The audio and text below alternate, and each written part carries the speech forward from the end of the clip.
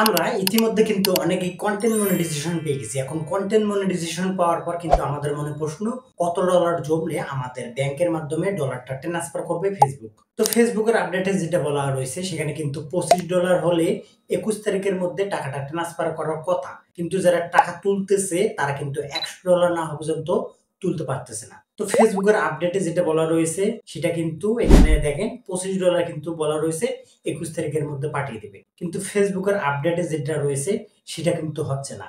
তো আসলে আমি বলবো ফেসবুকের আপডেটের কোনো রকম ঠিক নাই, তারা বলতেছে একটা কিন্তু হচ্ছে আর একটা। তো এখানে আপনারা কিভাবে দেখবেন যে এখানে আপনার কত ডলার জমলে ফেসবুকের টাকাটা তুলতে পারবেন, সেটা কিন্তু স্ক্রিন রেকর্ড করে আপনাদেরকে দেখাবো।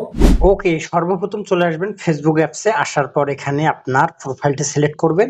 সিলেক্ট করার পর এখানে এই যে প্রফেশনাল ড্যাশবোর্ড দেখতেছেন, এখানে ক্লিক করে দিবেন।